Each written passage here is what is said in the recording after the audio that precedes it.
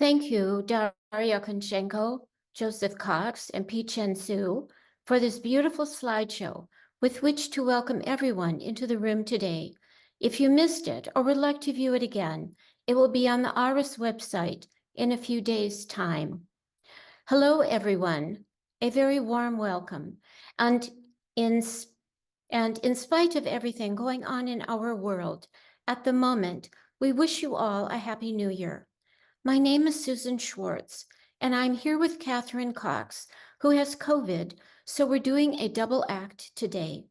Before we start, just to remind you, please select your preferred language from the globe icon on your Zoom screen now. English speakers, you need to select the English language channel to hear the interpretation from Ukrainian. If you cannot see the globe icon, please look for the row of 3 dots and the interpretation should be there. The Q&A today will be via the Q&A box, so please do start posting your questions, whether in English or Ukrainian. We have a couple of new people monitoring the Q&A today, Judy Cowell and Oksana Savitska. Welcome to you both, and thank you for taking on this role. As always, the warmest of welcomes to our Ukrainian colleagues, wherever you are in the world. Today's speaker is a refugee in Germany, which reminded me of the immense courage it takes to move to a foreign country, to try and fit in, learn its language and customs. Having an Austrian mother in the UK, I have some understanding of how complicated home and belonging are when you move countries, and that's without the war. It must be so difficult for those of you who are separated from family. In one of the meetings to prepare for today, I listened in as Daria confided to Tom Singer her feelings of guilt at being away from Ukraine. And Tom tried very gently to explain that the feeling does not mean that there is guilt. There is no guilt. I see the grief and exhaustion in our Ukrainian colleagues who are away from home, how their hearts break every day for their country. With Tom, I would like to say that it is okay to rest, and that it is good if you can take pleasure in things when the opportunity arises. We need you all to take as good care of yourselves as you can, wherever you are. Ukraine has suffered horrendous bombing since we last met. It's a very difficult time, frightening, exhausting, physically, mentally, and emotionally. There is huge anxiety over what the year ahead will bring. Yet here we are. You're still here, and we're still here. Ukraine is not defeated. In spite of everything, I find myself feeling quite optimistic. Some of you may remember that when Olga Kasinenko presented, she spoke about her shawls that had been eaten by moths, and I presented her with a new one to symbolize something new in all this chaos.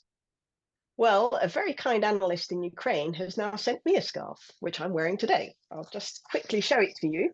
I hope you can see the bright colours, the yellow and the blue, which for me represents the freedom of the skies. And maybe you can see here the seeds, fertility. This scarf, this represents for me the soul of Ukraine, exuberant, life-giving. And this scarf travelling all the way from Ukraine to me also symbolises the connectedness in our community. It may be winter now, but I'm hoping that this year governments will sort themselves out and do what it is necessary to bring this war to an end. Last week, I had a conversation with an Israeli colleague in which she described her fear that the Jewish people would be driven out of Israel. Where will we go? She asked through her quiet tears. We sat in silence as the enormity of their question hit me. So we have two populations who live in terror that the other is determined to annihilate them and will not stop until that has been achieved. It is very difficult to hear the voice of the other in that situation. The colleague spoke to me about her anxiety at the Israeli leadership and what disastrous consequences it looked to be bringing to the ordinary people of Israel. Neither the Israelis or the Palestinians have an effective leader, she said. We have no Nelson Mandela. Can we imagine that? Having an enemy that wants to eliminate you and not being able to trust your own leadership to act in your country's best interests? to be seriously concerned that they may be making the situation worse, who then can offer hope? My colleague described the anti-government marches and demonstrations that she attends every week. She appealed to me. We need your support so that we can be strong against our government. And I was able to say, yes, we can do that. That is what WJ is here for, to support our colleagues facing erasure, so that you can find enough space to hold the opposites, so that you can survive atrocities, support your traumatized communities, and somehow hear the human voice of the other, and have the courage to do what is asked of you. And so today we also welcome all our Israeli and Jewish colleagues from around the world and hold their communities in mind. We keep a place at the table for our Palestinian colleague, and we also hold in our thoughts and prayers the Palestinian community, wherever they may be. We acknowledge the deep pain you're all suffering, your fear, the trauma of the Shoah and the Nakba, the complexity of the situation you are in. And we support you as you try to process what is happening and to act with compassion and integrity. The geopolitical situation in which so many of us find ourselves is not just about the Israeli government, Hamas, Iran, and so on, but also about we British, the US, and others. We all need to be aware of our country's shadow when getting involved. Other countries have long protested about it, and it does seem to fuel wars. If you'll just bear with me a minute, it seems important to note that if we're properly going to hold the opposites, and if we don't want to undermine our efforts to find a peaceful resolution to both wars, the outbreak of the war in the Middle East has exposed how, in reality, international law has become something that others should adhere to, whilst we more superior countries can choose which international laws and conventions we respect. If our opponents break international law, it provides an excellent opportunity for us to claim the moral high ground. If we break it, on the other hand, it's justified militarily. Women and children are just collateral damage, and we're entitled to act this way because of XYZ. We suffer grief at every loss of life, but the other side are just human animals, to quote one politician involved in the conflict, and the numbers do not matter. We can accuse our enemies who are fighting for their freedom of being terrorists, but when we inflict terror, it is legitimate. We, of course, are not terrorists. Let us remember, by the way, that the US had Nelson Mandela on its terrorist watch list for many years, up, I think, until 2008, and he died in 2013.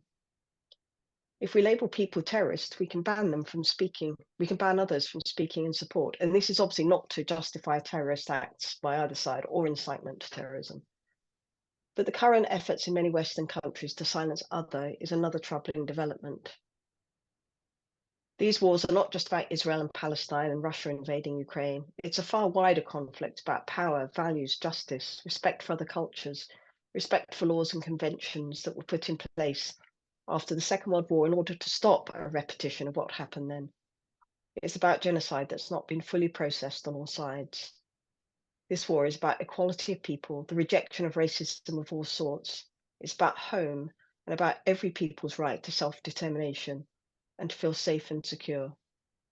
It's about ordinary people finding their voice and asserting it, demanding action of a different sort, and speaking up for their values.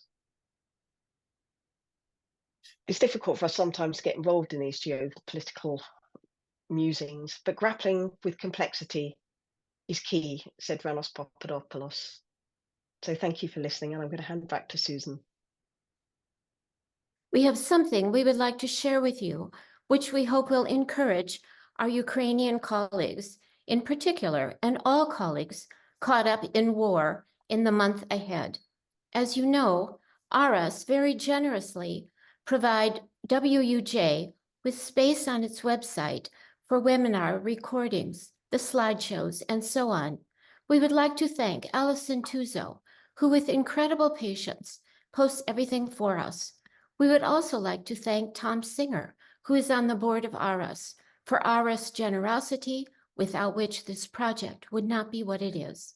Last week, Allison sent Catherine a spreadsheet about viewing figures for the recordings of the webinars. We can tell you that all the webinars were viewed, adding together live attendance and recordings, by between 450 and over 2,000 people. Half the webinars were viewed by more than 1,000 people. More Ukrainians watch the webinars than there are analysts, which suggests some outreach, which is good. Well done to our Ukrainian colleagues. These numbers indicate two very important things: a huge level of support for you, our Ukrainian colleagues, and a considerable raising of awareness about Ukraine. A lot of people will have viewed the presentations by our Ukrainian colleagues, so will have learned about your culture, mythology, and history, the effects of war, how you have managed to continue to work, and so on. We know that putting together a presentation and a slideshow is a Herculean task, and these viewing figures suggest it has been worth the effort. Very well done. So when you feel low over the next few months, do remember Allison's spreadsheet and her evidence that you are really cared about within the Jungian community and of how much you have contributed to it. And so, as well as extending a very warm welcome and embrace to our Ukrainian colleagues, our Israeli colleagues, we'd also like to welcome all colleagues from Taiwan who are joining us, whether live or via the recording. And now it is my duty to welcome with great pleasure Pichen Xu, an analyst from Taiwan. Taiwan, as you know, has just elected a new leader in spite of China's threat that a vote for him would mean war, not peace. Again, we see what a high value is put on personal and national individuation. Like in Ukraine, the Taiwanese are prepared to risk their lives to be free and to be able to develop in the way they wish. Now, I could tell you about Pichen's interest in infant observation, the book she's translated, and so on, but hopefully you've read that in the flyer. Rather, I will tell you now how, when I asked her if she'd be guest chair for this webinar, she looked at me in absolute horror and said, "I'm an introvert." Well, people are prepared to dig deep for Ukraine and for their own country. So here she is today. It's 2 a.m. in Taiwan, but I suspect the adrenaline will keep Pichen awake. Very warm welcome, Pichen. Thank you, Catherine. I extend my gratitude to you and WJ team for holding this space. As Catherine mentioned, WJ aims to ensure that our Ukrainian colleagues would know that they are still very much to the fore. And WJ also wants to extend a caring embrace to all those who are affected by the war in the Middle East. Today, we also extend our moral support to those impacted by the earthquake in Japan. I warmly welcome all participants for demonstrating trust in humanity and solidarity. Your presence gives this event profound meaning. Globally, many regions, including Ukraine, Gaza, and numerous African countries, are grappling with the ravage of a war.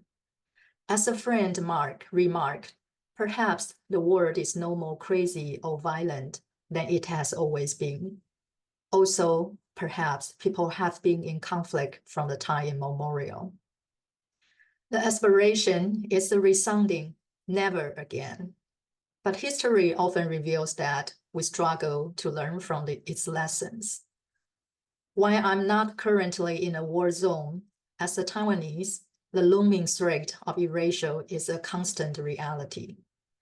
Pardon my somber tone, but the prevalence of wars, the rise of authoritarianism, and the surge of hatred are deeply disheartening.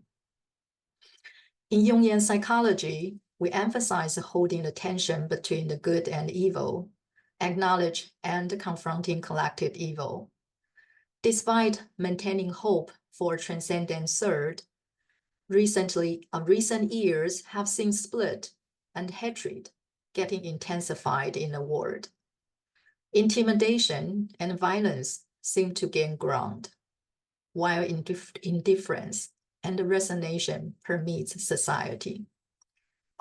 I'm uncertain of the transcendent third and feel that it is out of reach. In our initial email exchange for this webinar, I was being asked to provide the image of Taiwan to be shared in a slideshow. I experience uncertainty and I wonder what can represent Taiwan and who can represent Taiwan. My country is composed of a diverse population who came to Taiwan in different time and under different situations. Dated back to tens of thousands of years, the island opened her arms to embrace indigenous people coming from the Great Seas. Starting from 13th century, Han people come into contact with the island. Since the 17th century, Western explorers from Portugal, Spain, and Dutch started settlement on this beautiful island, followed by Hokklo and Hakka immigrants. The island also was under the colonization of Japan for 50 years. In 1949, a huge wave of Chinese people was forced to flee mainland China and settled in this island. Moreover, people from Southeast Asia and all over the world become the Taiwanese new immigrants. The island, Taiwan, she embraces all people coming toward her in search of shelter, peace, and home. We coexist on this island, collectively shaping the myths and identity of being Taiwanese. Concerns about our future echo uncertainties faced by our ancestors, true pioneers. They navigated uncharted territories. They faced trials with no experience and no guidance. Despite uncertainty and hardships, they plunged into the black ditch. I imagine they gaze in wonder and admiration upon the mountains, the forest, the stream, the valleys, and the gorge before then when they arrived. I imagine their eyes showed determination in establish life and family on this beautiful island. They plow the ground and plant seeds, converted the land into fruitful fields, and established a home of affluence and abundance, and slowly transformed into a home of diversity, freedom, and democracy. This is the myth all Taiwanese lived, and this is also the strength and spirit we inherited, but has been forgotten in this dystopian time. Engaging with WJ and participating in webinar has helped me to remember and reconnect to my ancestors, the pioneering and islander spirit. Perhaps this is a revival of Transcendent Third.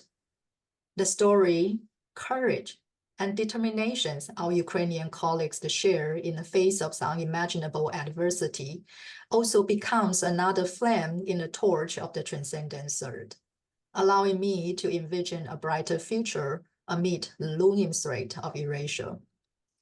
We find the faith to endure uncertain times and the courage to stand united, announcing, to quote Mary Stein, we stand for compassion, solidarity, democracy, independence, the right to choose how one wants to live, and not be dominated by bullies, whether they are other countries or other individuals. We stand for individuation, individual freedom, unquote. In life's unyielding flow, we find solace in stillness. I want to invite you to join me in a minute of silence. With each silent breath, we gather to remember those who are fallen, the life lost, and the families forever changed by the wars. We remember our colleagues in war zones on a daily basis, so close to life and death. Our thoughts are with the children, families, and communities who are caught up in the conflicts, who have experienced devastating loss, and who have to endure the agonizing choice between safety and connection with roots. As we stand together, let us hold in our hearts the memory of those who sacrificed for our safety, freedom, and independence. We think of those fighting for survival and pray for the dignity and human rights of all sentient beings. May their courage ignite a path towards understanding, compassion, and universal respect for human rights. In this quiet place, let the fragility of life remind us of the strength in solidarity. We remember, we stand together, we fall silent.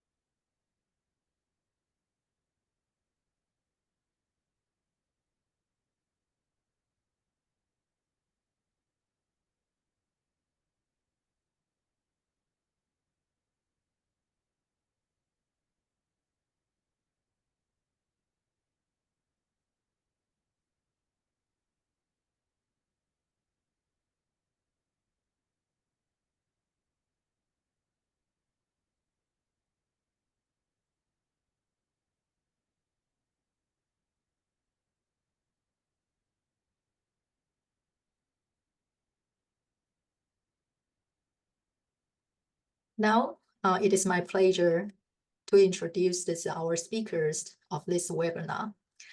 Daria Kunchenko, born and raised in Kyiv. In her talk, she delves into both her own and her patients' journeys of family initiation and creative unconscious in the face of adversity.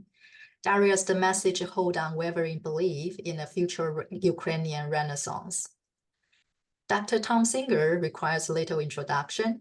Tom sheds light on the collective depression gripping the global psyche, and he will discuss what the Jungian perspective offers as an antidote to the paralysis hindering our ability to imagine a better future. Please join me in welcoming Tom for his talk. Thank you very much, Pete Chen. It's just a wonderful privilege and honor to join this really extraordinary series that Catherine and many people have organized and spearheaded, and I'm just really excited about presenting to you today. I'm going to present a paper called the Mythopoetic Imagination and the Creative Unconscious in Uncertain and Dystopian Times. Uncertainty has become an everyday reality and an overarching theme of contemporary life.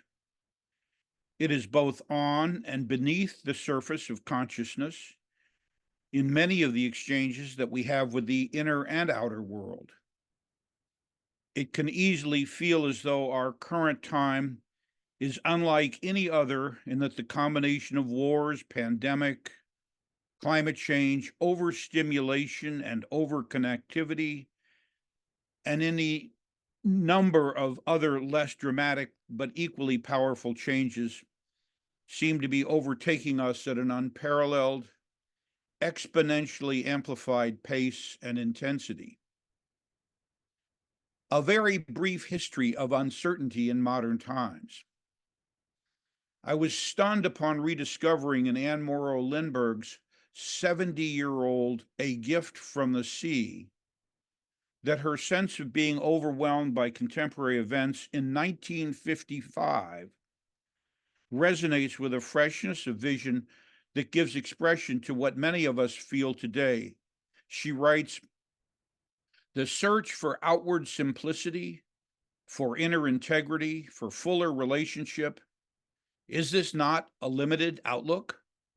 Of course it is in one sense. Today, a kind of planetary point of view has burst upon mankind. The world is rumbling and erupting in ever-widening circles around us. The tensions, conflicts, and sufferings, even in the outermost circle, touch us, reverberate in all of us. We cannot avoid these vibrations. But just how far can we implement this planetary awareness? We are asked today to feel compassionately for everyone in the world, to digest intellectually all the information spread out in public print, and to implement in action every ethical impulse aroused by our hearts and minds. The interrelatedness of the world links us constantly with more people than our hearts can hold. Or rather, for I believe the heart is infinite, modern communication loads us with more problems than the human frame can carry. It is good, I think, for our hearts, our minds, our imaginations to be stretched. But body, nerve, endurance, and lifespan are not as elastic. My life cannot implement in action the demands of all the people to whom my heart responds. We were brought up in a world that has now become impossible, for we have extended our circle throughout space and time. That was written in 1955.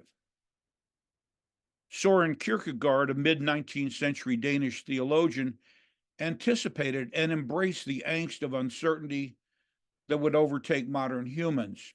He writes, "And this is the simple truth, that to live is to feel oneself lost. He who accepts it has already begun to find himself to be on firm ground. Instinctively, as do the shipwrecked, he will look around for something to which to cling, and that tragic, ruthless glance, absolutely sincere, because it is a question of his salvation, will cause him to bring order into the chaos of his life. These are the only ideas, the ideas of the shipwrecked. All the rest is rhetoric, posturing, farce." And in the 20th century, Sartre and Camus, following Kierkegaard's footsteps, shared in this sense of the utter dislocation and of potential liberation that comes from the awareness that the known order of the world had collapsed and that meaning is not a given in existence. This was summarized in a phrase that Sartre coined in 1945. Existence precedes essence. One way to understand Sartre's formulation is that there is no inherent preordained meaning or purpose in being human, or for that matter, in the universe itself. The collective experience of the two world wars and the Great Depression shattered in many the belief that meaning was inherent in human existence and in the universe. This turned upside down the very foundations of millennia of traditional religious beliefs that the universe as God's creation has structure, meaning, and purpose. Camus proclaimed the universe absurd when he wrote, "The absurd is the essential concept and the first truth." I remember attending a small Jungian conference in New York City in 1967. That was 57 years ago, when I was a young medical student. I raised the question of the twin foundational existential assertions that the universe was absurd and that existence precedes essence. I was chastised by no less than Esther Harding, an early analysand of Jung's, pioneer of the American Jungian tradition, and author of Women's Mysteries, Ancient and Modern. She responded to me in no uncertain terms, which is not the same as uncertainty, that the existentialists were superficial and didn't understand anything. From her perspective, the archetypes are pre-existing structures in the psyche, and therefore it can be reaffirmed that essence precedes existence. The Jungian notion of the self took the destroyed belief in the inherent meaning out in the universe and placed it back inside the psyche, where it would be safe from the attack of those who find the universe absurd and without intrinsic meaning. My point is that uncertainty is not new to our age. It is age-old. But we experience our uncertainty as if the world has never witnessed the crisis of uncertainty that we are currently experiencing. And in one sense, that is true. But it is also true that the only certain thing about the topic of uncertainty is that there is nothing new about it. Uncertainty in the 21st century. It now seems as though the timing of the World Trade Center and Pentagon attacks was no accident. That date, September 11th, 2001, ushered in the 21st century version of uncertainty, which includes everything from increasing uncertainty about the security of the Western structures of democracy to uncertainty about the future funding of the war in Ukraine, to uncertainty about the fate of human existence and all living things on the planet. Leslie Sewin takes this huge topic up in a new book, Our Uncertain World, which is a collection of essays by Jungians. We are such a prescriptive culture that a common response to uncertainty is to embrace simplistic diagnoses and remedies with fanatical devotion. This undoubtedly contributes to the rise of fundamental beliefs of all kinds, whether they be in the form of dogmatic religious or political ideas or the convictions of conspiracy theories. They have an answer. It apparently doesn't make a difference whether the answer is right or wrong. And once again, Kierkegaard had the heads up on this human tendency when he observed, there are two ways to be fooled. One is to believe what isn't true. The other is to refuse to believe what is true. The alternative to embracing beliefs that provide certainty is to embrace uncertainty as a precondition of being alive. This goes against the grain of our progress-oriented culture, which has trained us to think in terms of a bullet point approach to life and its problems. Jungians are often no exception to this tendency, and sometimes I think we should create a Jungian center for wish fulfillment, where our unflappable belief in transformation can be preached. Jungians love the promise of transformation. How do you prescribe transformation? And who makes the promise that transformation is the inevitable result of hard psychological work? Transformation can be our tradition's seductive promise and prime mantra that is chanted endlessly. Transformation is offered as our tradition's antidote to the stress of living with uncertainty. A tentative model of the psychological stages of collective and individual responses to uncertainty. In an attempt to find some frame for approaching the topic of uncertainty in the individual and group psyche, I found myself imagining a schema that takes bits and pieces from several well-known contributors to psychological theory. Melanie Klein's contributions to object relations theory, Norman Cameron's study of paranoid psychotic processes, the Tavistock Institute's study of group processes, Jung's notion of the creative unconscious, and finally, some of my own thoughts about the mythopoetic imagination in a time of dystopian uncertainty. This model has three stages, or as Melanie Klein preferred to call them, three positions. I think of this as a hybrid and tentative hypothesis about varying individual and group responses to uncertainty along a spectrum from paranoia to depression and dystopianism to a breakthrough of creative energies and the possibility of renewal. Attitude 1, the paranoid schizoid position. Klein posited that a healthy development begins with the infant splitting its external world, its objects, and itself into two categories: good, that is, gratifying, loved, loving, and bad, frustrating, hated, persecutory. This splitting makes it possible to interject and identify with the good. In other words, splitting in this stage is useful because it protects the good from being destroyed by the bad. Later, when the ego has developed sufficiently, the bad can be integrated and ambivalence and conflict can be tolerated. In the paranoid schizoid position, the frustrating, hated, persecutory bad object is split off and projected outside of the infant and perhaps the infantile group mind. It protects the good from being destroyed. This sounds so familiar when we think of how different groups around the world are currently relating to one another. It feels as if much of the world is in a paranoid schizoid position. Not that there aren't real destructive forces, real forces of brutal destructiveness out there and in there. I would like to combine Klein's notion with Norman Cameron's beautiful description of the origin of paranoid processes in the disturbed individual. Cameron describes a psyche that has become overwhelmed by uncertainty, confusion, and anxiety. As a last desperate attempt to bring some order to the chaos, the psyche constructs a simple narrative that offers clarity, even if it is a paranoid delusion or fantasy. The paranoid idea brings order to disorder, certainty to uncertainty. It doesn't matter whether the idea is right or wrong, true or untrue. What matters is that order and certainty have been restored out of disorder and uncertainty. What if the collective psyche works in the same way? When there is too much information that is overwhelming and confusing, the collective psyche can easily be captured by a simplistic idea that explains it all.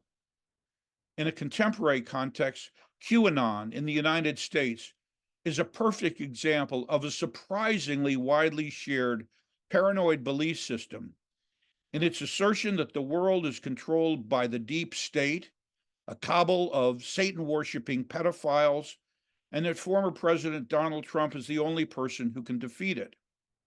It may be outrageous and paranoid, but it organizes the world into a comprehensible, simplistic narrative of why things are so disordered and bad. Cameron also pointed to another main feature of the paranoid mind. It creates a so-called pseudo-community, in that it lumps together in the mind of the paranoid individual, and I would add the paranoid group, whole groups of people who actually have no real relationship to one another, who are suddenly joined together in the mind of the paranoid individual or group as a cabal of Satan-worshiping pedophiles. This creation of a false community of people creates a unified enemy and fulfills the second part of Klein's original formulation of the paranoid schizoid position, namely the schizoid splitting off of the frustrating, persecutory bad object. It is not a stretch of the psychological imagination to appreciate the tremendous pull of a collective psyche fixed on a world of good and bad objects, good and bad groups. The whole world splits. There is a suction from the collective psyche that can easily swallow any of us into the paranoid schizoid position as it creates certainty out of uncertainty. The consequence is that our world has become populated by multiple pseudo-communities in which whole large groups of people are seen as belonging to multiple bad, persecutory, evil objects. I need to stop just a second because somehow my computer magnified everything. And here I am. There is a suction, blah, blah, blah, blah, blah, blah, blah, blah. Attitude 2, the depressive position. Klein saw the depressive position as an important developmental milestone that continues to mature throughout the lifespan. The splitting and part-object relations that characterize the earlier phase of the paranoid schizoid position are succeeded by the capacity to perceive that the other who frustrates is also the one who gratifies. Schizoid defenses are still in evidence, but feelings of guilt, grief, and the desire for reparation gain dominance in the developing mind. In the depressive position, the infant is able to experience others as whole, which radically alters object relationships from the earlier phase. Before the depressive position, a good object is not in any way the same thing as a bad object. It is only in the depressive position that polar qualities can be seen as different aspects of the same object. Increasing nearness of good and bad brings a corresponding integration of ego. If the paranoid schizoid position offers the certainty of a fixed idea and strong emotional conviction in knowing that oneself or group is good and right and just, and the rest of the world is wrong and bad and persecutory, the depressive position in the individual and the group may be a developmental achievement, but it comes at the cost of having to tolerate the knowledge that good and bad exist in all of us and in all groups. This tolerance of ambivalence and the knowledge that oneself and one's group can be bad as well as good means living with the burden of a depressive mood. We can think of dystopianism as the cultural or group experience of what we call depression in the individual. Indeed, it is a short step from talking about a depressive mood in an individual to talking about dystopianism in a group in which a negative attitude to life in general and the future in particular dominates. The dystopian mood that has overtaken much of the world in response to intolerable uncertainty, seemingly insoluble problems, and unending conflicts is one of the most disheartening and disturbing aspects of contemporary life. It may be a psychological achievement to see oneself, one's family and friends, and the greater world community as being a mix of both good and bad and not split into good and bad. But living with that painful truth and reality can leave one in a state of disillusioned resignation to the uncertain fate of a world in rapid decline. A natural consequence of the dystopian mood is for the individual and group to withdraw from active engagement in the world.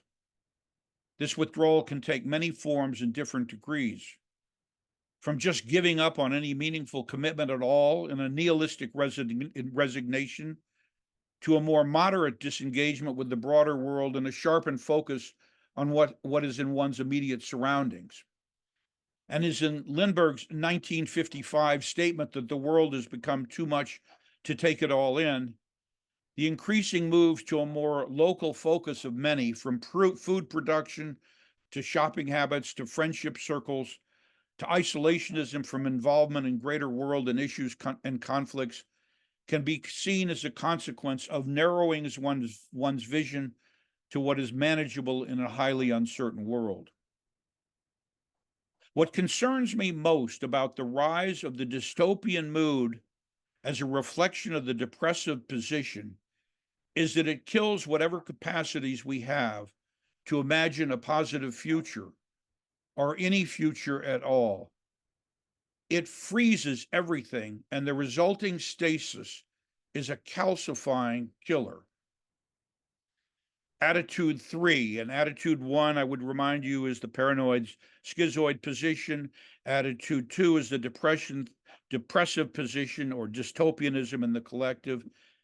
And attitude 3, I characterize by 3 qualities or 3 different manifestations: reflective thinking, social political engagement, and the mythopoetic imagination. I am now going to shift from the focus on uncertainty and dystopianism in the paranoid schizoid and depressive position to what our Jungian perspective may offer as an antidote, which I am characterizing as attitude 3 in the tentative schema I am proposing. In this section, I will be using some images from one of my favorite children's books, A Donkey's Dream. I especially like the fact that the donkey grounds in earthly reality the various visions of the self emerging from the creative unconscious. It is the donkey's dream, after all, and although it relies on the Christian myth, I think people from all faiths, including the Jungian, can appreciate its appeal to the self, or fountain of creativity and renewal. Here is how Jung spoke about the potential for renewal emerging from the creative unconscious. From the living fountain of instinct flows everything that is creative. Hence, the unconscious is not merely conditioned by history, but is the very source of the creative impulse. This tendency, the tendency to cycle through the paranoid and depressive positions as natural responses to uncertainty in the world, can block access in both the individual and the group to what Jung called the creative unconscious. I have become increasingly convinced that the most positive way to deal with uncertainty and its resultant dystopian mood in the collective is to find access to the enormous energy and spirit that belongs to their creative unconscious. We cannot will ourselves into a good or open relationship with the creative unconscious, but we can cultivate a receptivity to its energies that flow through different people and groups in various ways depending on temperament and typology. I will outline 3 separate ways in which we can experience a breakthrough of the gridlock hold that the paranoid, schizoid, and depressive positions can exert on the creative energies of the psyche: reflective thinking, social political engagement, the mythopoetic imagination. These 3 modes of responding to dystopianism are hardly suitable to bullet point application, nor do they necessarily occur in isolation from one another. Reflection, action, and mythopoetic imagination can blend in various alchemical combinations. But when they knock on the door of the psyche of the individual or the group, our task is to let them help us break through the logjam and paralysis of the dystopian mood. I will now offer examples of these 3 modes of gaining access to the creative energies originating in the unconscious. Reflection.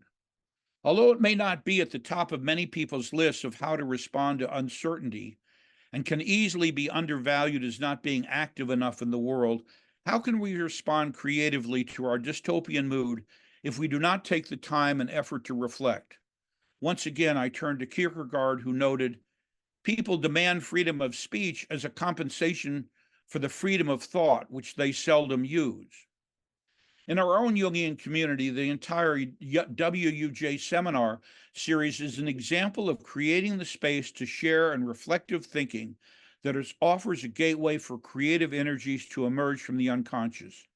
Anne Ulanoff's most recent talk to WUJ, Speaking to the Unspeakable, is an example of the reflective psyche at its very best, in which Ulanoff, following Jung, says, "Psyche may push beyond blockings because its main activity is creative images. We may be moved to reaching toward a dot of good, of light, in the gloom of snarling and yelling in the poles of death-dealing attractions. This is a fight and a contemplation. Hold to a dot of good in all the shambles of evil." End of her quote. Following Ulanoff's lead, we might even rediscover the dot of good in the democratic dream of the shining city on the hill as a beacon of hope, and imagine it as Kiev, a place constructed and inhabited by women and men aware of their great resources and their great response. We are embodying in this WUJ series the advice of Olga Tokarczuk, the Nobel Prize-winning Polish novelist who writes in Drive Your Plow Over the Bones of the Dead, "It is a good thing that God, if he exists, and even if he doesn't exist, gives us a place where we can think in peace. Perhaps that's the whole point of prayer, to think to yourself in peace, to want nothing, to ask for nothing." The Jungian analysis and activism listserv serves as another place for reflective thinking and sharing in peace, although it is often far from peaceful. The second mode would be action or social political engagement. The second mode of breaking through the paralyzing hold of the dystopian mood on society is direct action. The movement from reflective thinking to direct action was beautifully enacted in Ukraine when, in November 2013, Ukrainian investigative journalist Mustafa Naim had had enough of reflective thinking. Writing on his Facebook page, Naim urged his friends to join him in action, writing, "Likes don't count," making it clear that the internet custom of showing electronic approval of a thought with a like is not enough. He urged people to take themselves to the street in direct action, and thus began the Maiden Revolution. We don't have to look any further than the experience of our Jungian colleagues in Ukraine to learn about how taking direct action can emerge as a spontaneous expression of enormous energies from the creative unconscious as a way to overcome the inertia of dystopian stasis. The Maidan Revolution sprang from the desire of the Ukrainian people to protect their freedom and the rule of law. That this was a spontaneous eruption of enormous energies is clear from Timothy Snyder's history of the uprising. In early 2014, the vast majorities of protesters, some 88% of the hundreds of thousands of people who appeared, were from beyond Kyiv. Only 3% came as representatives of political parties, and only 13% of members of non-governmental organizations. According to surveys taken at the time, almost all of the protesters, about 86%, made up their own minds to come and came as individuals or families or groups of friends. They were taking part in what the art curator Valeril Shirpanin called corporeal politics, getting their faces away from screens and their bodies among other bodies. As the philosopher Yarmolenko put it, we are dealing with revolutions in which people make gifts of themselves. In other words, a breakthrough of enormous spirit and a spontaneous collective action led to the flowering of a new nation that promised Ukraine's future would not be frozen in the timeless Russian system of an oligarchic kleptocracy, that is, a dystopian future. Not much attention in the West was given to this revolutionary time in Ukraine, but our ignorance about Ukraine's intentions for itself and Russia's intentions for Ukraine changed abruptly when Russia launched a full-scale invasion against Ukraine on February 24th, 2022, almost 2 years ago, in an escalation of the Russo-Ukrainian war that had actually been going on since 2014. The 2022 Russian invasion and Ukraine's response did not happen in a geopolitical vacuum. Many countries in the West and elsewhere had been bemoaning a retreat of democratic ideals in favor of the promise of greater security in the hands of autocratic rulers.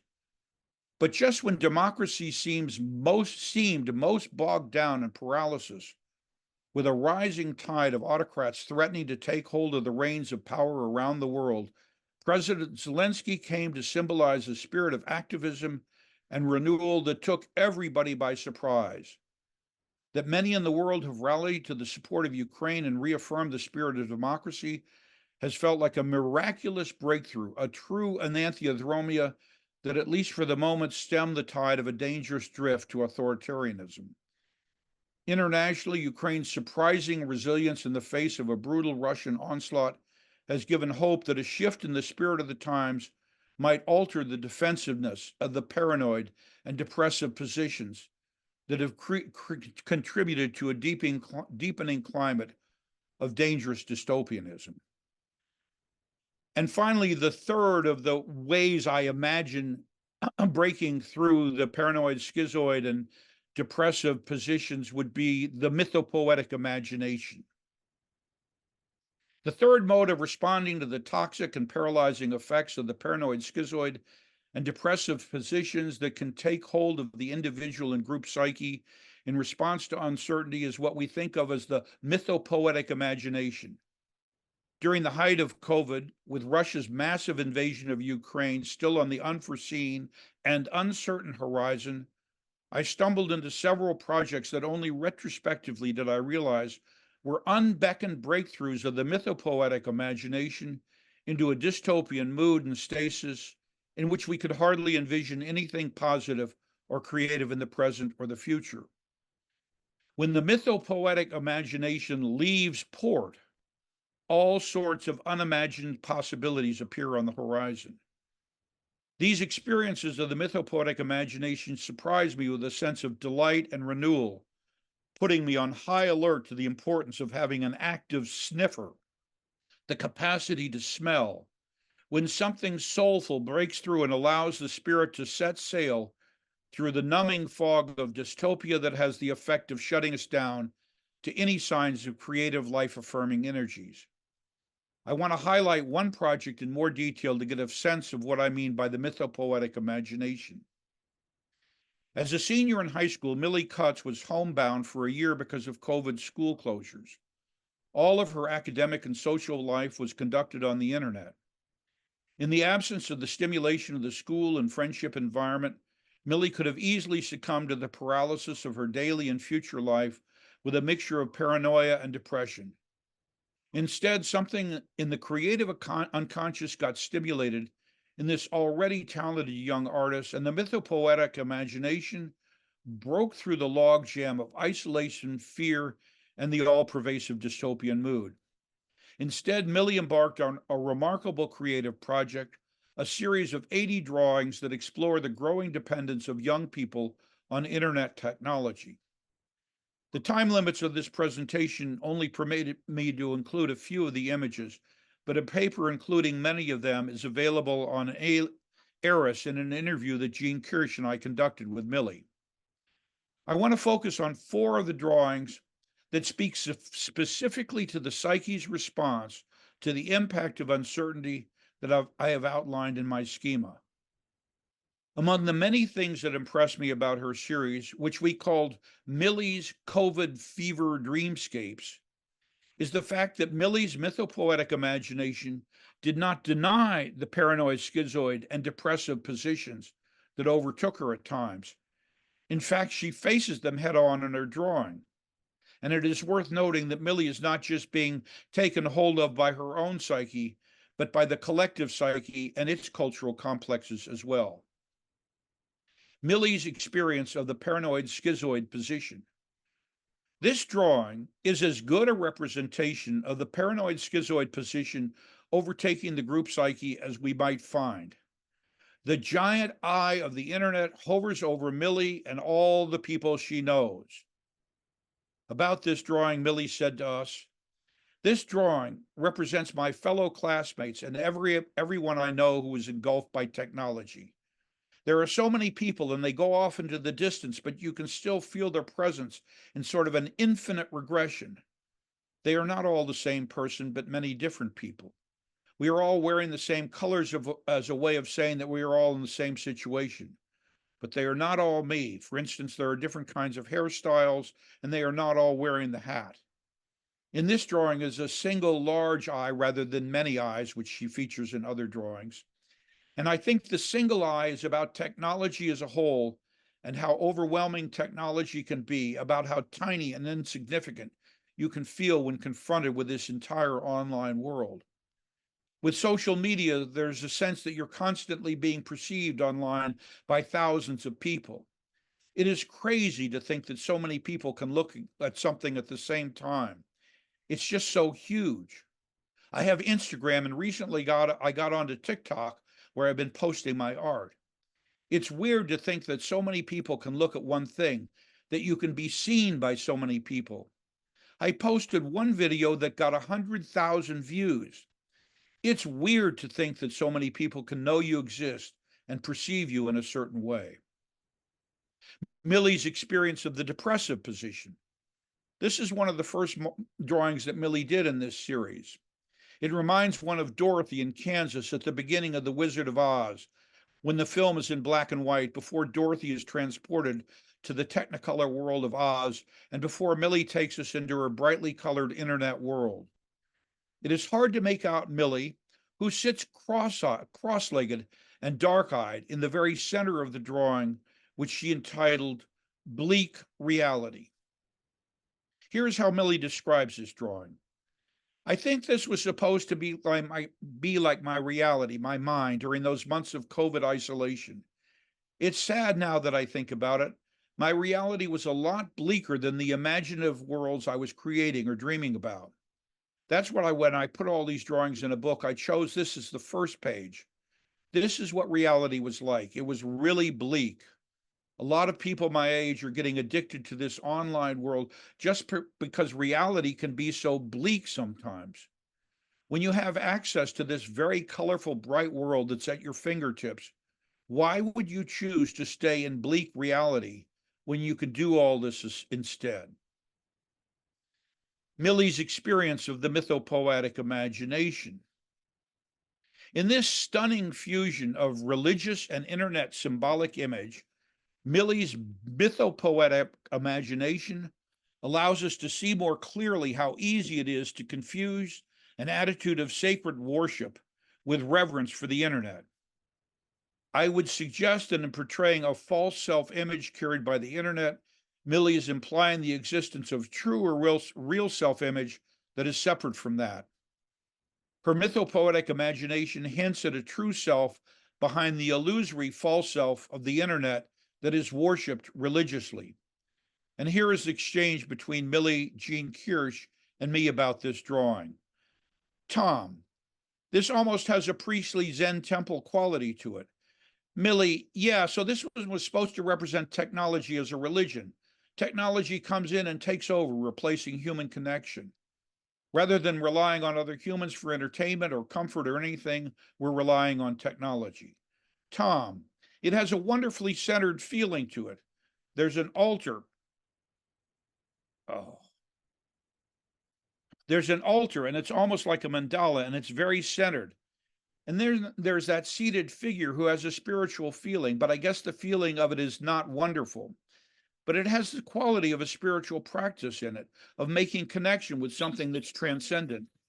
In a way, you're implying that technology in and of itself is transcendent. Yeah, because I feel technology is almost like religion in a weird way. It's this very unknown world that's greater than ourselves. Tom, you weren't thinking of a transcendent spiritual centeredness when you were drawing this. You were thinking more in terms of technology taking over? Millie, yeah, like technology replacing religion. Tom, well, if it's about technology taking over religion, it looks religious. So technology can wear the guise of religion, but one needs to be careful about it then. Millie, yes, especially because there's the crowd at the bottom. Tom, so you're really consciously playing with a spiritual image in a way that says technology can replace religion and worship. People can worship technology. So the drawing is sardonic. Millie, yeah, because I think there is something seductive about technology. The online world is very structured and grid-like as symbolized by the retro color bars.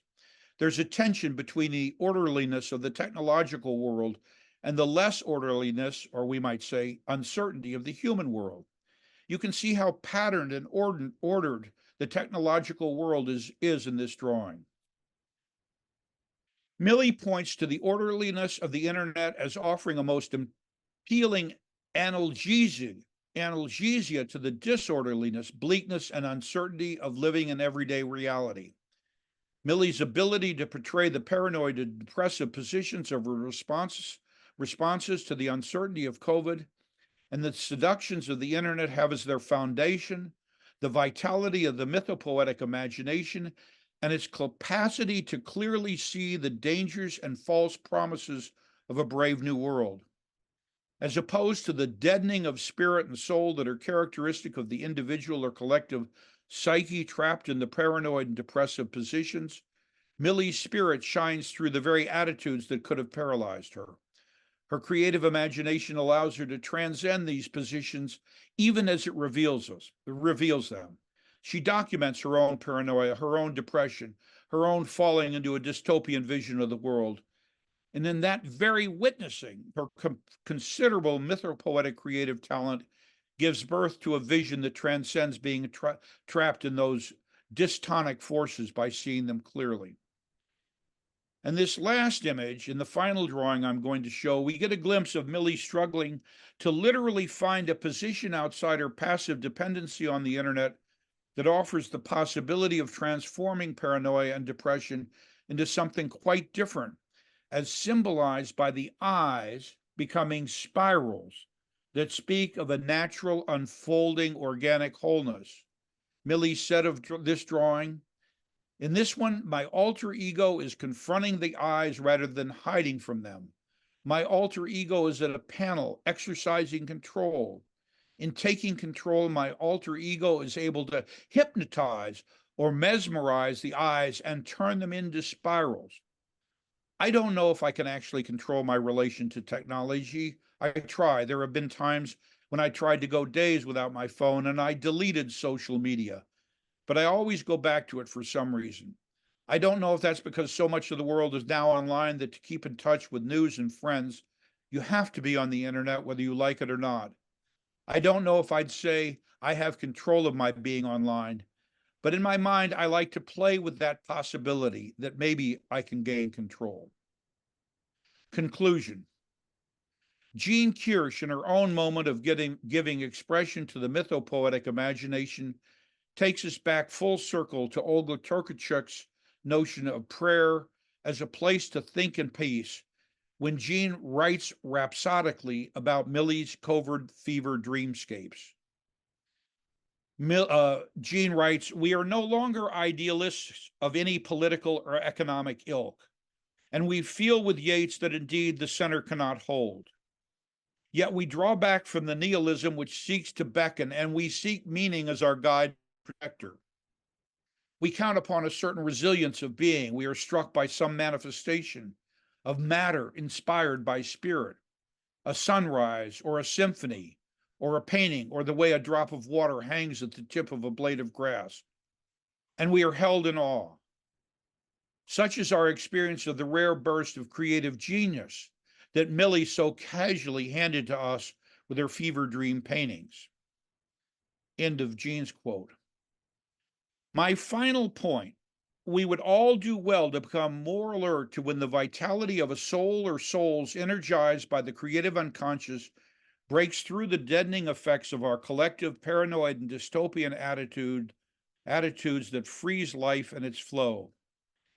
Even if it sounds like I am a card-carrying member of the Jungian Center for Wish Fulfillment and its unflappable belief in transformation, we glimpse in Millie's drawing of eyes becoming spirals a transformation from paranoid dystopian stasis to a restored rhythm of life's natural unfolding, to a renewed sense of life's possibilities.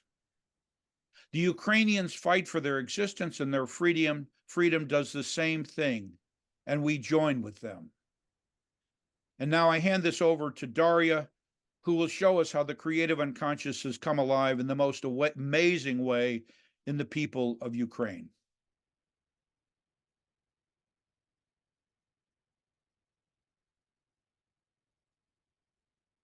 Welcome, Daria. Доброго дня, дякую, Томе, за твою неймовірну Hello, презентацію. everyone. Thank you, Tom, for your wonderful presentation. So, let us begin.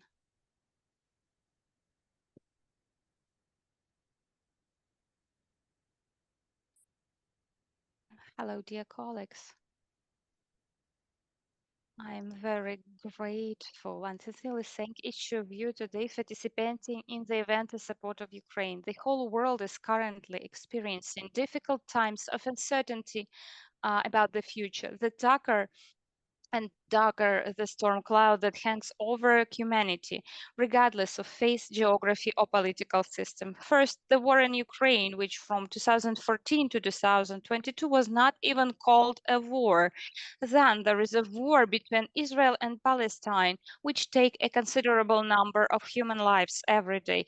There is also the threat to Taiwan's sovereignty, which makes the fate of every Taiwanese people dependent on the upcoming elections. We are all going through extremely difficult times, but it is important that in times of destruction and loss, we can survive.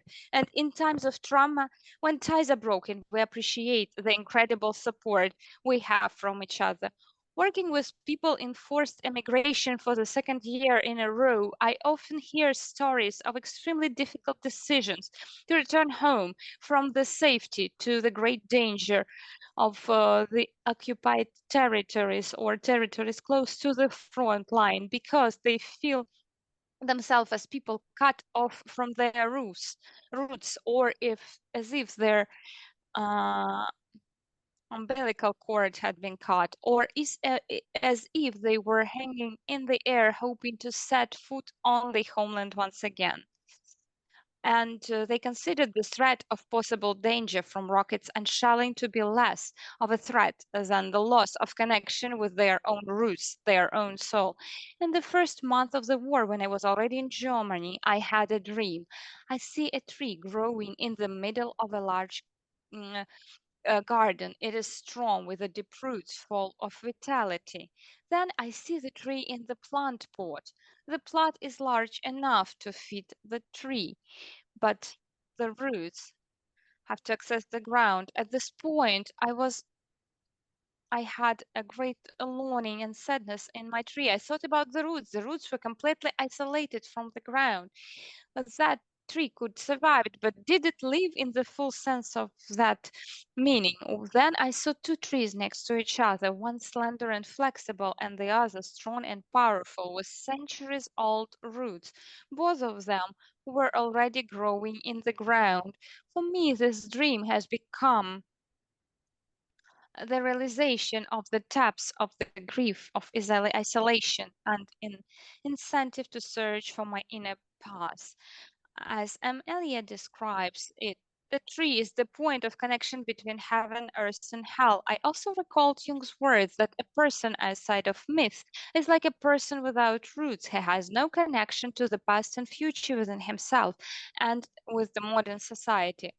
Thus, the revival of my own myth was the beginning of my journey of individuation through war.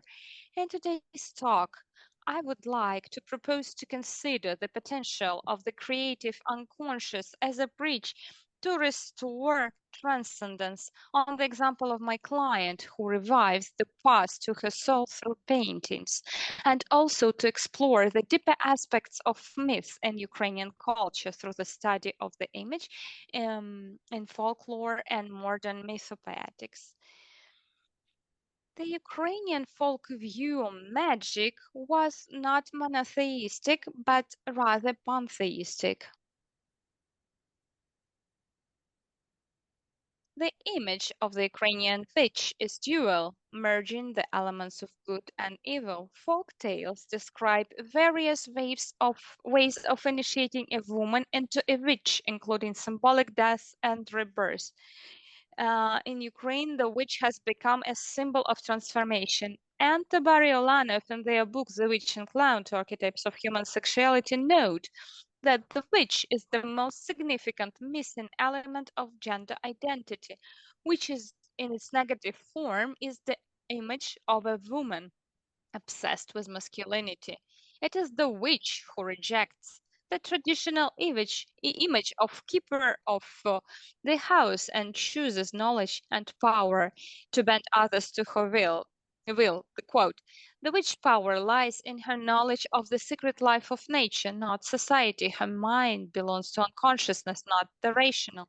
She embodies the problems that all women face in one form or another, how to integrate the dynamics of countersexual aspect and embody all these undeniably masculine characteristics within a feminine identity. End quote.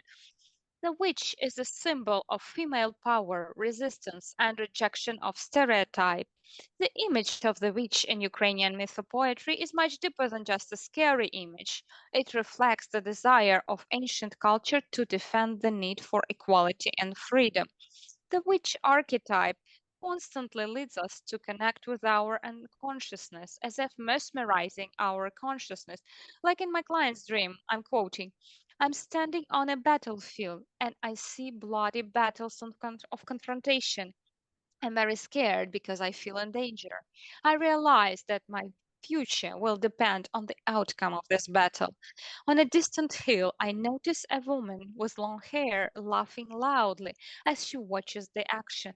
I find myself standing next to her and seem to be frozen, unable to move at all. At this moment, I see that she's playing a musical instrument like a harp, but in this way, she controls the events on the battlefield. She offers me something to eat so that I can learn to play this instrument. I'm scared. I realize there is no turning back. End quote. We cannot avoid a witch on our way of becoming who we are. If we come into contact with her, even if we find ourselves in her power, for a while it can lead to constructive transformation. Like in the other dream of my other client, quote, I'm driving in a car on mountain roads. I see that a woman is sitting in the car with me. She looks like a crazy person.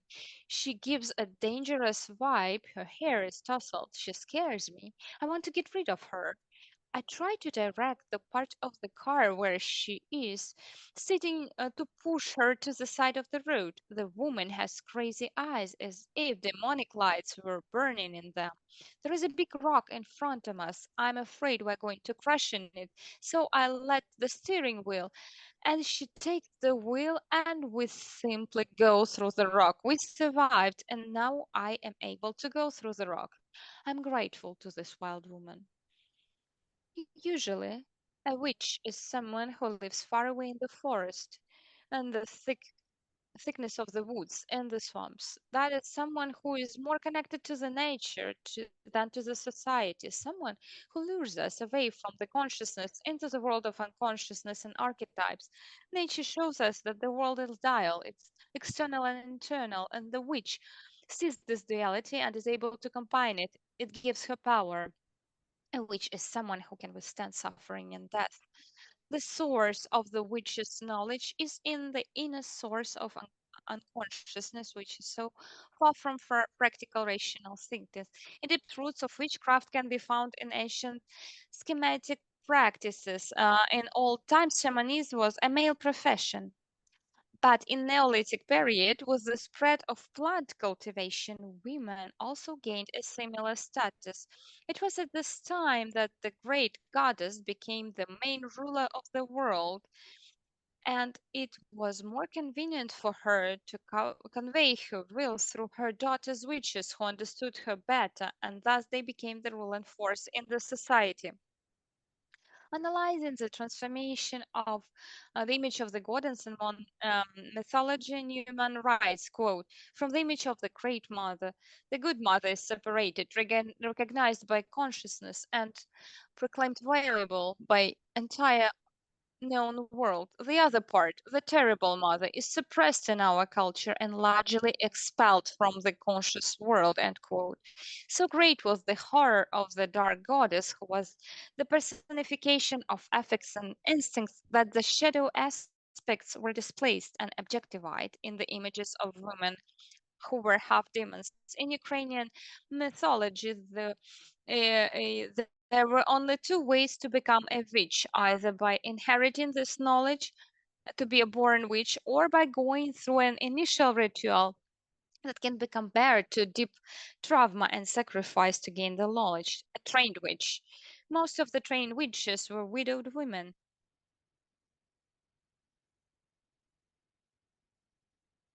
Women with deep wound from loss, the fire of pain and suffering and sometimes hatred triggered an alchemical process of transformation. Having lost a real man, a woman went in search of unconscious male energy in her psyche. We can see similarities with the initiation in shamanism. Initiation is the beginning, is the awakening. But on the other hand, initiation is also a loss of innocence. Only a few shamans can inherit the gift. Most of them go through initiation by shamanic illness and getting the wounds that wouldn't heal or pain that wouldn't go away. Transformation begins with the acceptance that the pain is important. It is also an inevitable part of life, Jung said. This wound leaves a mark, but it is the mark that enables inner healing and transformation. In Ukrainian literature, the witch is often depicted with a snake's body, such as Zmiyivna in the fairy tale of Ivasik Telesik or Enchanted Princess in the fairy tale, in another fairy tale. In Tropilian culture, the snake was a symbol of fertility and personified feminine. According to Newman, the snake is a complex, ambivalent image archetype that is symbol of predominant unity and perfection. It is a coal-eyed serpent living in its own life cycle, a primordial dragon that is biting its own tail, Ouroboros, which is generating itself. The snake is a symbol of wisdom. It is both masculine and feminine, combining opposites. The phenomenology of snake is that it is capable of transformation, changing its skin every year. Another important attribute of shamanism is feather, a symbol of spirit and air. Feathers, as an important transformative aspect in Ukrainian folklore, can be found in the fairy tale The Lame Duck. When she shed her feather and turned into a girl, she turned back into a dog. When her feathers were burned, she turned into a bird and flew away in order never to come back.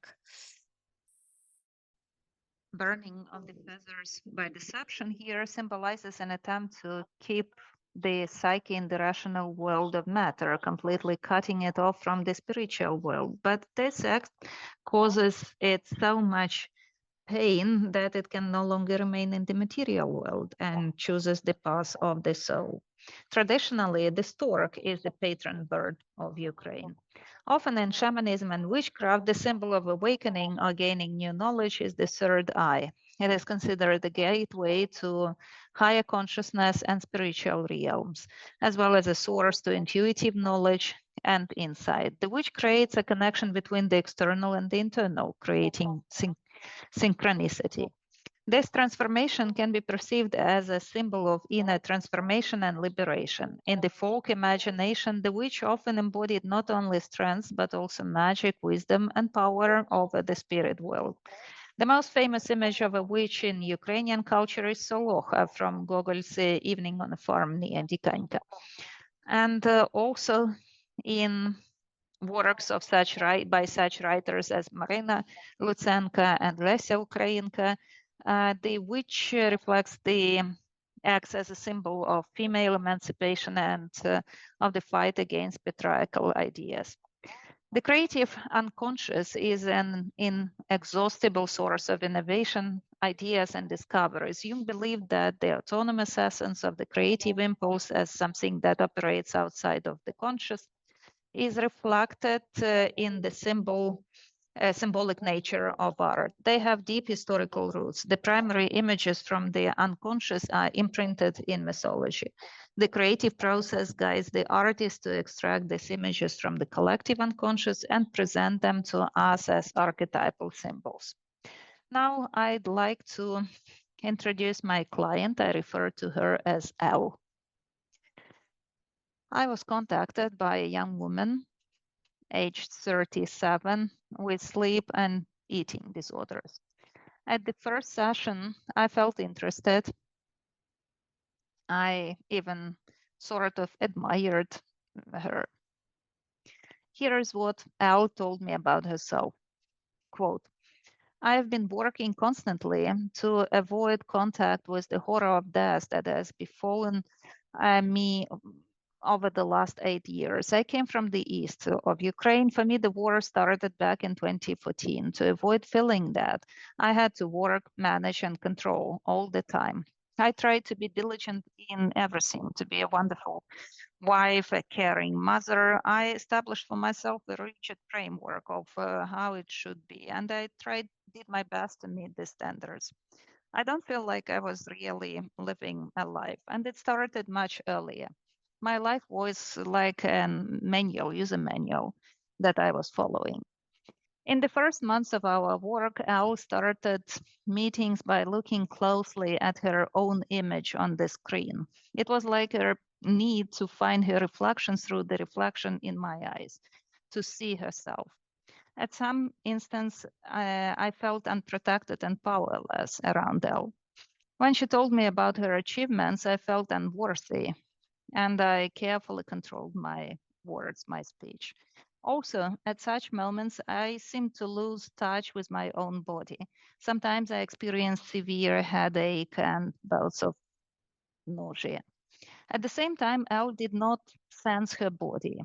And this powerful dissociation allowed her to separate us from the intense feeling of pain and loneliness, despair, and intense longing.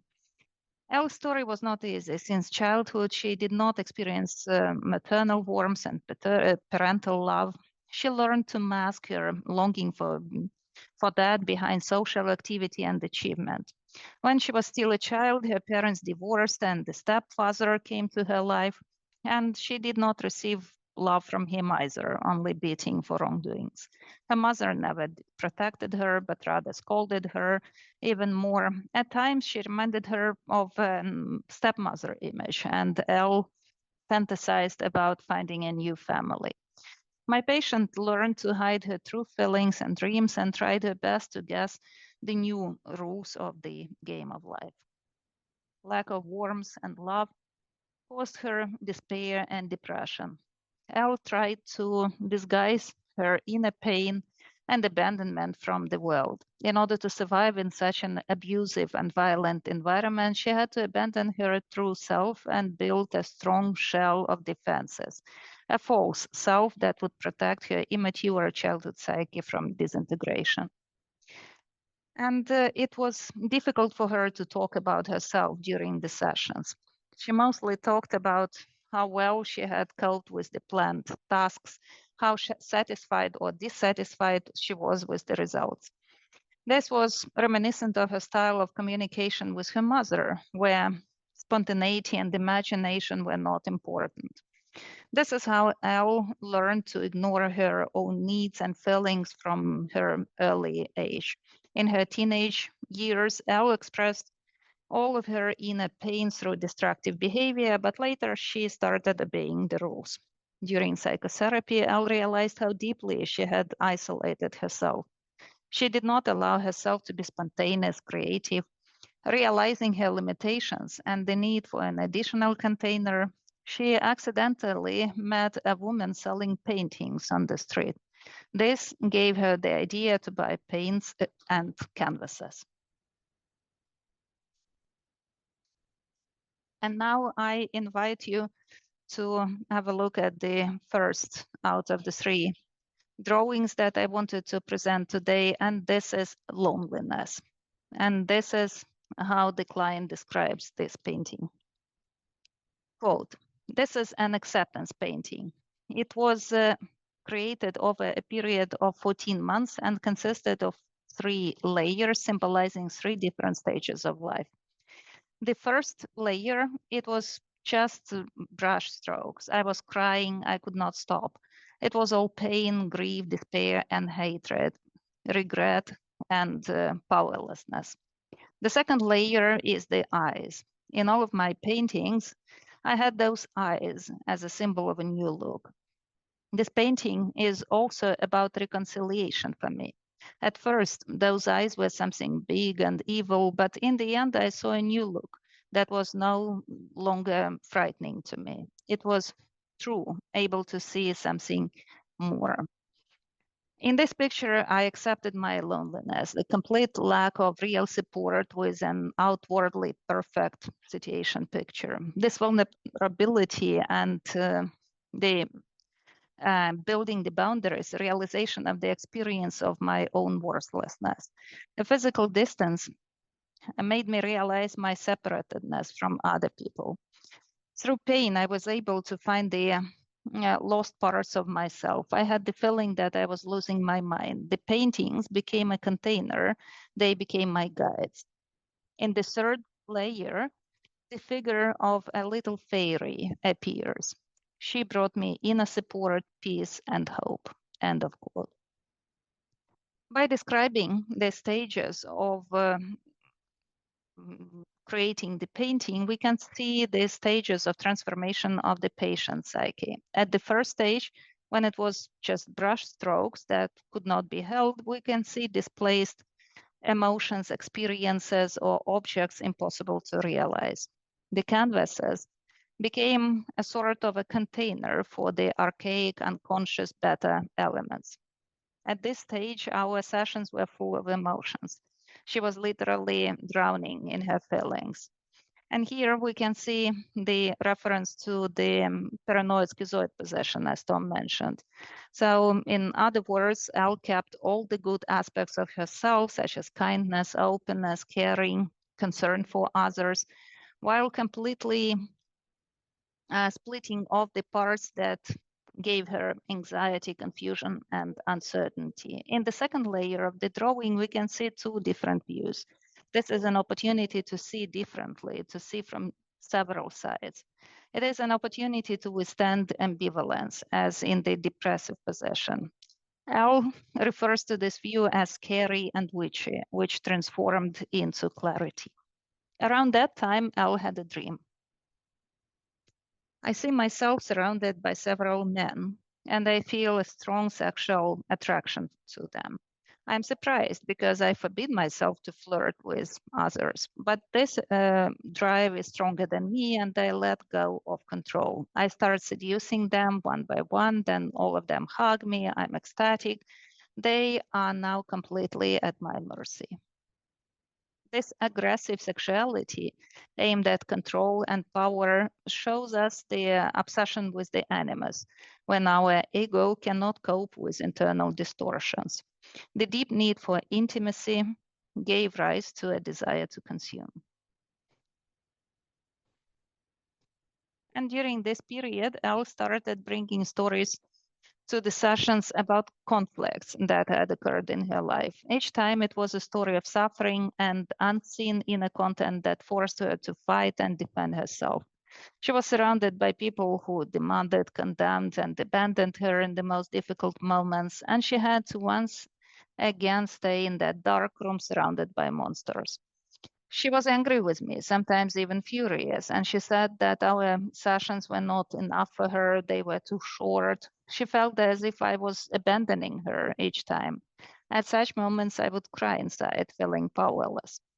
Once there was a situation where she needed someone to pick her up after surgery. She was afraid, worried. She said that it was so difficult to find someone who could give her some physical care and support. I felt she seemed to expect this physical human help from me. My two identities were, I was torn between them inside, but I felt how important it was to keep the analytical frame. It was our temenos, a strong container in which transformation would be possible.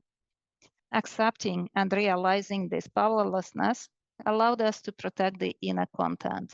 She went to the surgery knowing that her image lives on in me. Elle describes this experience as an opportunity to see something differently and as an opportunity to be seen. She says, it changed me, like as if I could never share something deeper than the literal with anyone. The little fairy that appears on the third layer of the painting personifies the archetype of the divine child as a symbol of the transformation of the self. The symbol of the child represents the true but invisible roots of consciousness. The motive of the child compensates for the inevitable one-sidedness of the conscious. It is a symbol that unites opposites, a mediator, a carrier of healing. In this way, we can observe how numinous psychic reality helps the traumatized ego.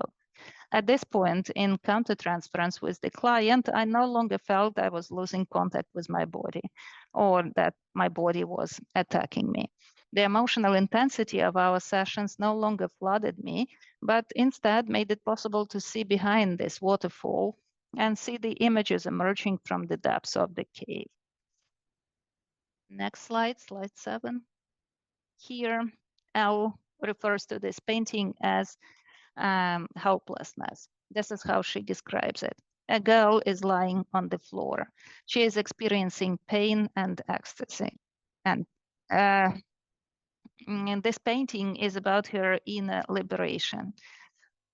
Through this painting, I experienced the whole waterfall of feelings that I hadn't allowed myself to feel throughout my life. It's about acceptance and powerlessness, about pain and watching this pain. It was like a waterfall bursting from inside me. I felt like I was dying and coming back to life at the same time. In this picture, in this painting, there is also an image of an eye. In the second painting, we can see a contour similar to blue wings of a butterfly. According to Muriel Stein in his book, The Transformation of the Self, it is the transformation of the caterpillar into a butterfly that can help the false self to die, to actually decompose into molecules in order to make the spiritual transition to the true self, to the imago. Although the processes in the paintings reflected Elle's individual processes, we also see a certain synchronicity with the collective processes in the psyche of Ukrainians. At first, it was complete chaos and undifferentiated feelings. Later, due to differentiation, we managed to identify a new look or clear vision. the ability to withstand ambivalence and difficult experiences at the same time. Ukrainians abroad have already begun to build parallel lives in new countries, love, rejoice, be in relationship and break relationship. The first stage is a symbol of transformation of the self. It is about the ability to find the symbolic in oneself after losing something real, to internalize the lost objects. After 1 year and 8 months of our work, Al had a dream. We are coming out of the underground tunnel with other people. It feels like everybody knows each other. And it is spring outside, the atmosphere of the French Riviera of the 1970s. I'm wearing a dress. Ahead of me, a tall man walks, and he's carrying my handbag, and it is open and contains a large glass of beer without a handle. It spills over the edges and into the bag. I am pulling 2 large bags of vegetables and flowers, and he is with my handbag and doesn't even try to help me. I notice that the beer is spilling and my irritation is reaching its limit. I snatch the bag from his hands and walk forward. He doesn't try to catch up. I just go ahead, and then the bag of fruit bursts and the oranges start rolling in different directions. I try to collect them. Everything is falling out of my hands. I'm ready to explode. By this time, this man approaches me, puts his hands out in silence, and I fall into his hug, sobbing like a child. He hugs me and I find myself at home. The feeling is pleasant and calm, as if nothing is scary and nothing can harm me or upset me. Neither problems nor the world exist in this embrace. I wake up smiling. In this dream, we can see Al meeting her animus, who was no longer attacking. From a threatening enemy, he turned into a supportive image that gives her back a sense of support and encouragement. It was recognition of the inner powerlessness and limitations, the ability to accept the frightening and the annoying in herself that contributed to the integration of the masculine into the feminine. And the third image, this is yin yang. It talks about, she speaks about this painting as a completely different one, significantly different from the previous ones. Our creative impulse became the bridge that connected the inner and the outer, opening the path of individuation, the path to the soul. Before the new year, just as the presentation was being prepared, an interesting synchronistic event happened. Elle went on a short trip to Germany, to the Black Forest, where the Grimm brothers wrote their fairy tales. After visiting the museum, Elle decided to take a walk and accidentally found the witch's hut in the depths of the forest. It was decorated for Christmas. There was a waterfall on one side and a mountain stream. She says, I found an exact reflection of my inner witch's house. It no longer scared me, the other way around. I felt calm. End of quote. Thus, finding an inner contact with the witch archetype resulted in a powerful transformation from a frightening and incomprehensible object into a supportive inner object that helps discover my identity. Of course, these are not all the pictures, but since time is limited, I decided to focus on these 3. And I'd like to end my presentation by expressing gratitude to all those present here, as well as to our defenders. And I would like to close with a popular music video that is alive in the heart of every Ukrainian. This is about integration of the witchy aspect of a woman. And thank you for your attention. Glory to Ukraine, glory to heroes.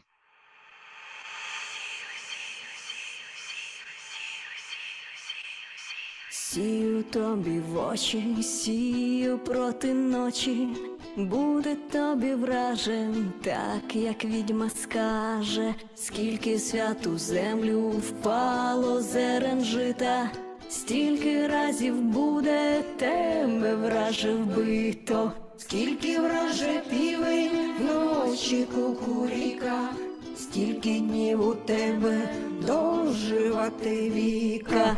Богові Боже, ворогу вороже, буде тобі враже, так як відьма скаже.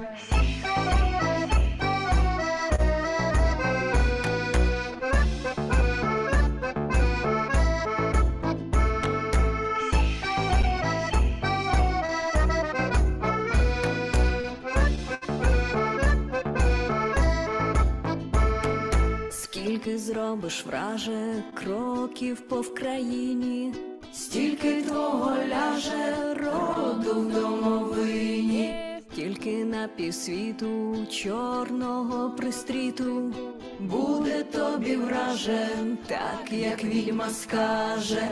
Писанку розпишу, люльку заколишу, матір твою враже, без дітей залишу. Батька твого враже, смертю заспокою, жінку твою враже, висушу ганьбою. Богові Боже, ворогу вороже, буде тобі враже, так як відьма скаже.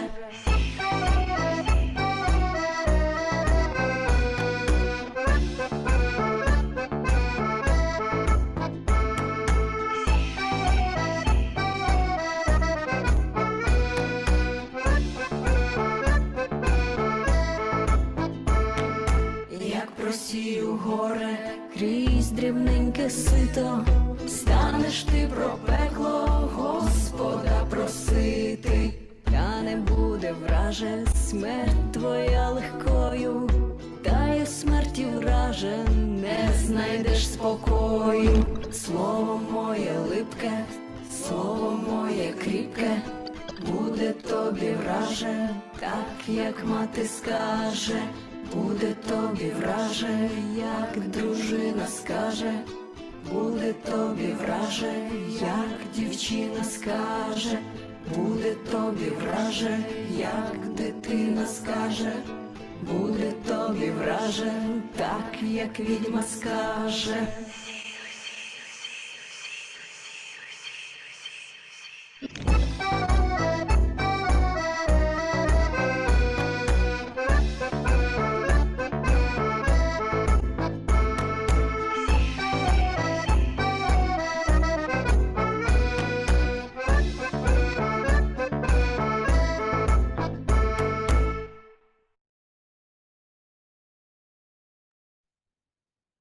And Daria, thank you for gifting us with such a remarkable presentation.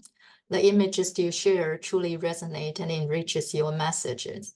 Unfortunately, today we won't have time for question and answer, but I would like to shortly respond to Tang and Daria's presentation. Millie's courageous act of facing the giant eye in her dreamscape ignite a powerful transformation. As she turns, the single gaze dissolves, replaced by a dance of multiple spirals. This change beautifully illustrated what Tang proposed as the Jungian's antidote of this dystopian time.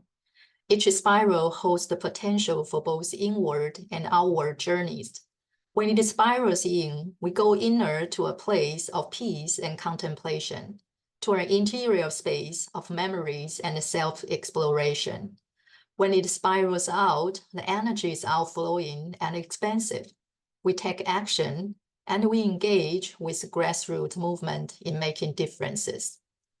While Millie's was uncertain if she can truly have control of this giant eye, her true power lies not in domination, but in the freedom of choices. Daria's presentation echoed the introspective depths of Millie's dreamscape. The suffering from the war and the profound loss in life forced the Ukrainians to spiral in and to connect to the archetypal level of consciousness. It is the encounter of life and death, good and evil.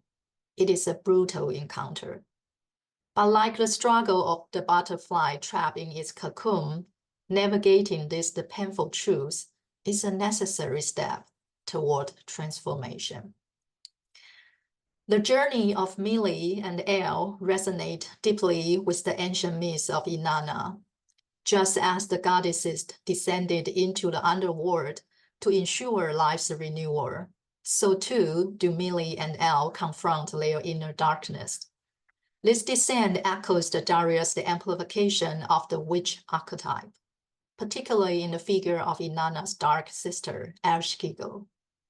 Herrera describes the Ereshkigal's realm as a space of, quote, depression and abysmal agony of helplessness and futility, unacceptable desire, and transformative destructive energy, unacceptable autonomy, the need for separateness and self-assertion, split off, turn in, and devouring the individual's sense of willed potency and value, unquote. These are the very forces that we often deny, armoring ourselves against their unsettling gaze. Ereshkigal's eyes of death can petrify us with fear, while her eyes of depression freeze our lives, rendering everything stagnant. Yet, the myths of Inanna whisper a powerful truth. Only through conscious and willful surrender can we turn the dark goddesses into life. The healing arises, quote, not only because the meaning or image is found, but because the process of life is given attention and empathic presence and the mirroring that touches it whenever it is, unquote. Elle's discovery of the witch's house in the Black Forest and the transformative image of the waterfall becoming a rushing stream resonate deeply with me. It echoes the image of the fountain in the donkey's dream in Tom's presentation. Maybe similar to Tom, I also sound like a member of the Jungian Center of Wish Fulfillment. However, I think my belief in transformation has some reality base. As I prepare this response transcript, an analyst reflected on the recent election in Taiwan and her New Year's plan. Although unsure of her exact path, she declared, I want to help the general public have more conscious awareness. This simple expression allows me to have faith that the donkey can unload the boat. The fountain gushes, the waterfall roars, and the stream surges onward. The collective's energy, like a rising tide, lifts the boat. It will carry the boat of our shared future forward. Once again, thank you, Tom and Daria, for offering such a rich and transformative experiences. Your insights resonated deeply, especially through the two powerful images that stay with me. The first is the spiral eyes in Millie's dreamscape from Tom's speech, and the second is Elle's encounter with the waterfall and turn into a rapid mountain stream in the Black Forest from Daria's presentation. Both images embody the essence of this webinar. Just as the Millie's spiral eyes suggest not just the inward reflection, but outward energy and action. So too does the waterfall, enriched by our collective actions, becomes a surging force for good. As artist Kandinsky reminds us, everything starts from a dot. And this resonates with Anne Ulino's The Dot of Good from the December webinar. That tiny dot, she said, has the power to comfort you, strengthen you, bolster your courage, and ultimately reveal the matrix of becoming. I would add that the collective holding of that dot of good can weave a matrix of support and solidarity to hold our Ukrainian colleagues in this difficult time. Beyond words of support, let's join hands in concrete action. Together, we can keep the dot of good glowing brightly. Just as each webinar expands our minds, let's expand our generosity of time and resources. With heartfelt gratitude, we thank every donor who has illuminated this journey over the past 2 years. Even amidst the life's storms, you have kept this spark alive. fueling the spiral of positive change. Now, let's carry on the image of the blue-winged butterfly emerging from else the creative unconscious. Let's keep the spiral spinning, the waterfall rolling, and the mountain stream surging forward. When the webinar ends, please click the link, share in the chat box to make your contribution. Every bit counts. Together, we can spiral upwards, igniting a brighter future for all. Thank you. Thank you, Pichen. What an upbeat and positive end to our webinar. Thank you for your excellent sharing, and also for all the work you, Tom and Daria have put into this. It's been very rich indeed. If you have any comments on the webinar at all, it's such a steep learning curve and it's all very complicated. Do please write in and let us know your thoughts and your views. We're trying to grapple with some very difficult issues. We felt it was better to try and say something than to stay silent when our Ukrainian, Jewish, Palestinian colleagues are suffering on the sharp end of things so acutely. But next month, we move into very different waters. We enter the realm of love.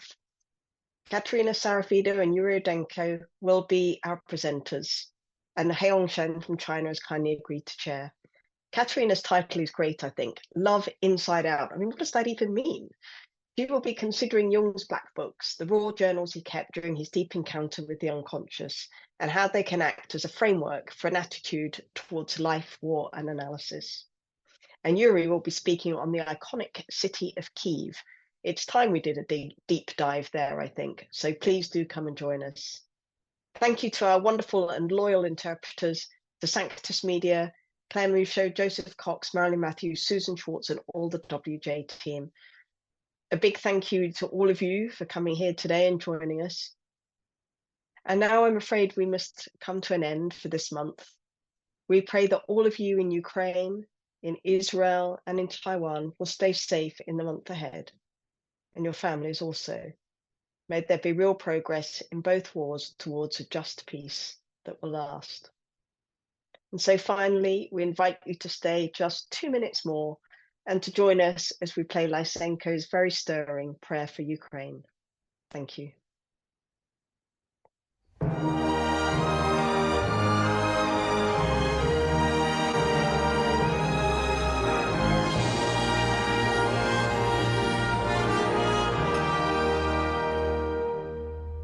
Боже великий єдиний, нам Україну храни. Волі світу промінням ти її осіни.